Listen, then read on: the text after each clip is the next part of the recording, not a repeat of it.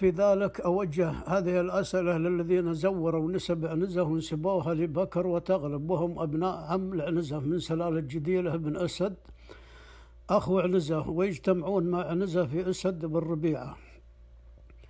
السؤال الأول: جميع المصادر ذكرت أن جد عنزة عامر بن أسد بن ربيعة، وقد وجد في مطلع القرن الثاني الميلادي وطعن رجلا بالعنزة وهي العكاز الذي يتوكى عليها كبار السن، ولقب عنزة، وبقي اللقب على ذرية عامر منذ ذلك التاريخ ولا تزال، ولم يتغير اسم عنزة عبر العصور، ولم تنقطع أخبارها، فكيف القول أن عنزة كانت تسمى بكر وتغلب؟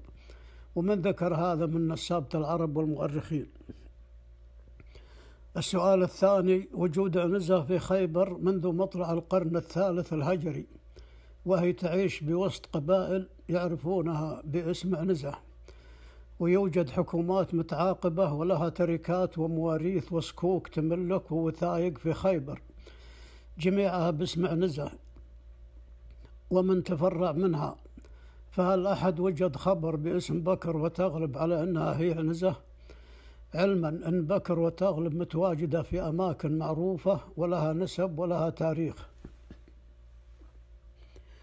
ولها صولة وجولة، ولا أطلق عليها اسم عنزة إطلاقا، فكيف حصل هذا الخلط؟ السؤال الثالث: أفراد قبائل عنزة في عصرنا الحاضر حملوا مستندات باسم الفرد والأسرة والفخذ والقبيلة، وكل الأسماء تنتهي باسم العنزي، فهل أحد كتب في سجله البكري أو التغلبي؟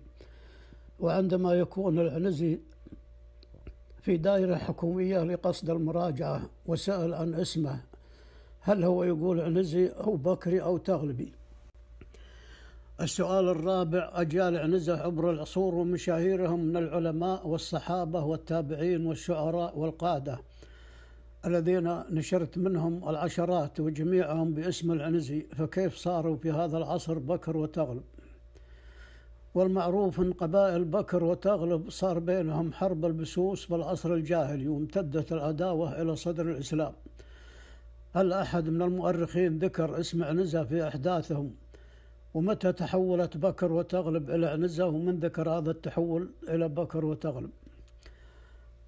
السؤال الخامس: قبائل ربيعة كانت قبل الإسلام 10 قبائل، وهي أكلب بن ربيعة، 2 ضبيعة بن ربيعة، 3 عميرة بن أسد بن ربيعة، 4 عنزة بن أسد بن ربيعة، 5 عبد القيس بن أفصى بن دعمي بن جديلة بن أسد بن ربيعة، 6 بنو النمر بن قاسط بن هنب بن أفصى بن دعمي بن جديلة بن أسد بن ربيعة، 7 بنو غفيلة بن قاسط بن هنب بن أفصى بن دعمي بن جديلة بن أسد بن ربيعة، 8 بنو بكر بن وائل بن قاسط بن هنب بن أفصى بن دعمي بن جديلة بن أسد بن ربيعة، بنو تغلب بن وائل بن قاسط بن هنب بن أفصى بن دعمي بن جديلة بن أسد بن ربيعة، 10 بنو عنز بن وائل بن قاسط بن هنب بن أفصى بن دعمي بن جديلة بن أسد بن ربيعة.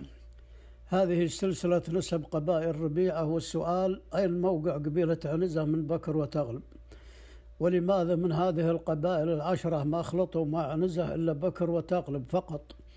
علما أن معظم قبائل ربيعة أقرب نسب لقبيلة عنزة من بكر وتغلب، وفي العصر الإسلامي تموجت القبائل والشعوب وتوسعت ديارها وتباعدت واستقر الكثير منها، واختفت بعض الأسماء القديمة للقبائل، وبرز فروع من جذوع وقبائل بكر وتغلب في العراق وتركيا وإيران وفي عمان واليمن والجزيرة العربية ولا تزال، فكيف صارت هي عنزة بينما قبيلة عنزة من القبائل التي احتفظت باسمها منذ تكوينها قبيلة إلى اليوم؟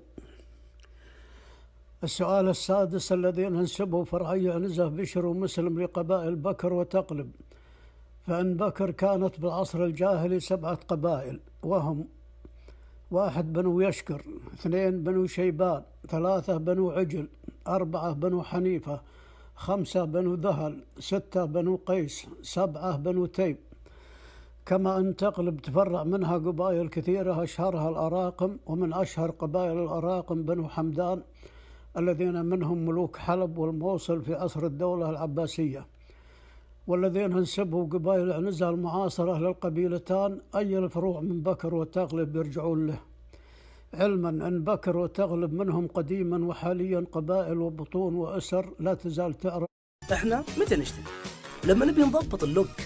أمازون من العالم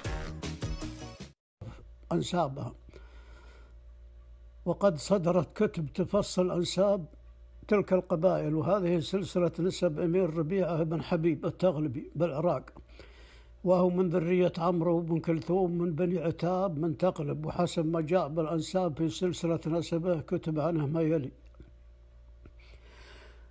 هو الأمير ربيعة بن حبيب بن نصيف بن درويش بن مذكور بن علي بيك بن سلطان بن محمد بن سليمان بن علي بن صباح بن راشد بن جابر ابن غريب بن عبد الله بن سالم بن حمدان بن محمد المقن ابن مرشد بن سيف الرحبي ابن صالح بن غانم ابن فراز بن عطية التغلبي، ابن الأمير منجد بن غيث بن عتاب بن سهل بن عبد العزيز بن صالح بن يحيى بن مالك أمير الرحبة ابن طوق بن عتاب بن زهير بن شريح بن عبد الله بن عمرو بن كلثوم بن مالك بن زهير بن جشم بن بكر ابن حبيب بن عمرو بن غنم بن تغلب بن وائل بن قاسط بن حنب بن أفصى بن دعمي بن جديلة، وهو أمير قبائل ربيعة في العراق، والذي ينسب قبيلة بشر العنزية من تغلب ما هو جدهم من هؤلاء الجدود. ولماذا ما نشروا بطون بكر وتغلب؟ هل ليس لهم ذرية إلا بشر ومسلم؟ وأين راحت عنزة التي تواصل تاريخها من 19 قرن؟ هل هي انقرضت؟ هذا ما استطعت